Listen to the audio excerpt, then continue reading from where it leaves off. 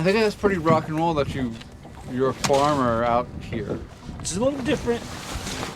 It's kind of a smaller club. It's not even, you have a farm that people can't even really see.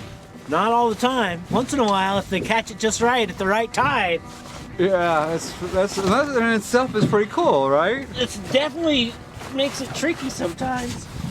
Well, here I am in Humboldt Bay, specifically in Arcata, but you really couldn't tell because I'm just in the middle of the bay here with Sebastian, the owner and operator of Aqua-Rodeo Farms. Today, I am getting the privilege to do something which very few people get to do, which is to come out on the bay in a boat.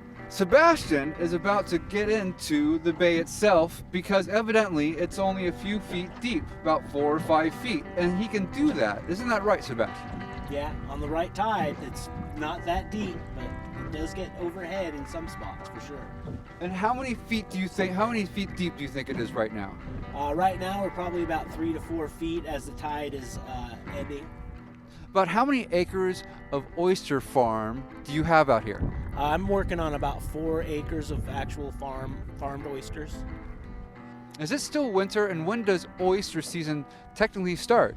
Well, oyster season is pretty much year-round. We're just restricted by the conditions of rain. So when it rains a lot, we have to shut down harvesting a lot. So you give tours? Yeah, I did Humboldt Bay oyster tours, and I've been doing that since 2012. So I've got a good record of giving some high-quality oyster experiences for those folks, local and out of town. There you go. You're rolling. I'm rolling. I mean, woohoo! Oh my gosh, that is shallow. Yeah. So are you moving these guys around from one? Well, I'm just trying, because like I say, when I come out here to harvest on Monday, the tide's going to be overhead. So I'm trying to move some of these around to better spots next to markers where I can use my grappling hook stuff just from the surface to kind of pluck them out. I'm Captain Sebastian. This is Aqua-Rodeo Farms. This is where you get the best oysters in Humboldt County. Is this all your farm? Well, we started kind of over there where those bags are really exposed. Huh? So I'm to that spot, kind of. Wow. Because there's just a small spot where the water goes up and down that the oysters do the best type of thing. You know, like at 1.5 to 3 feet in tidal height or whatever. What's the oldest oyster you have, do you think? Oh, well, this, I kind of took over a spot that was part of North Bay Shellfish. So there was a couple stragglers out there. So there, you know, there's probably a couple oysters that might be 15 or 20 years old still lingering around. You sell them pretty cheap. You sell them for like $10 a dozen? Right now, that's kind of like if you get 12 dozen or more or something like that. Right now, I'm doing $12 a dozen since the new year. Still, it's so cheap for all the work you do on these guys. Now I know how much work you're doing, I kind of feel bad. Tip well.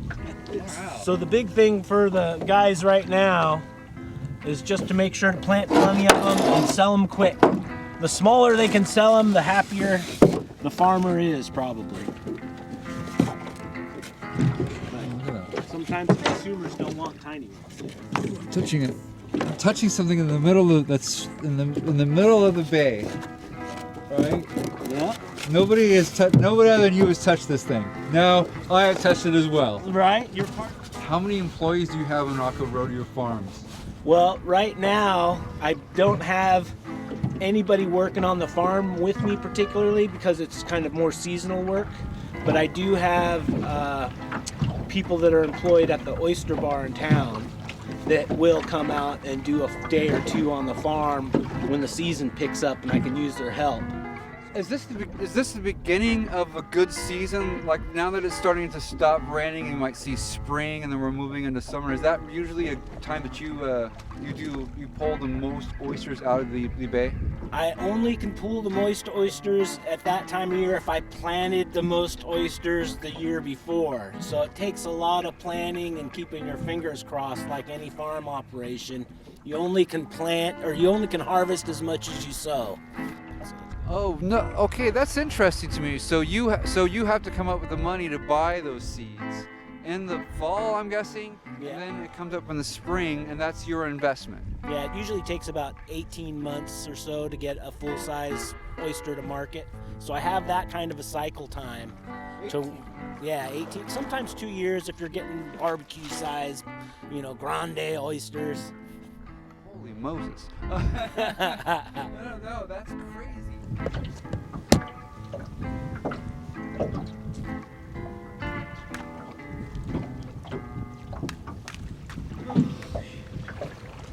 Have you ever stopped at the Peg House? Oh yeah, I sell those guys the oysters that they sell there usually. Really? See, I was gonna say somebody delivers oysters to them, and it's you. Well, my mom takes the oysters to them usually, at least the past couple of years. What? Your mom takes the oysters to the Peg House? Yeah, she has for a couple of years. What's the owner's name up there? I forget what. There's Diana and Gary.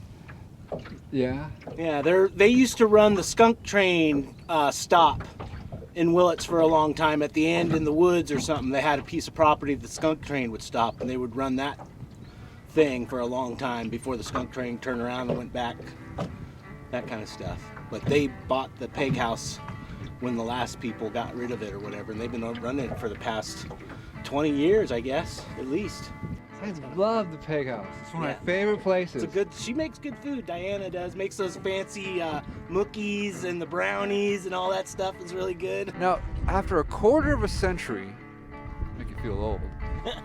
Are there any lessons that you've learned that maybe there are no lessons, that you just, it's just about having this kind of life? What is the takeaway for you in many ways after a quarter century here?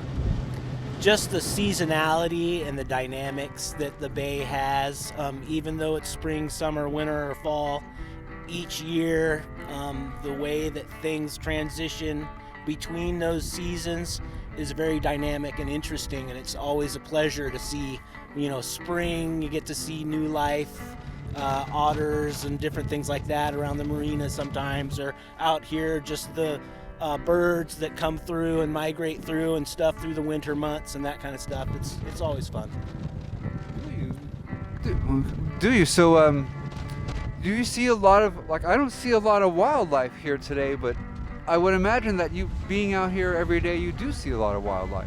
Oh yeah, there's lots. I mean, sometimes you'll see, sharks and little rays in the bay and just little fish running around. Lots of diving ducks and the brant geese that fly through, and just all kind of pelicans galore in the right time of year, that kind of stuff. Lots. That's fantastic. Yeah.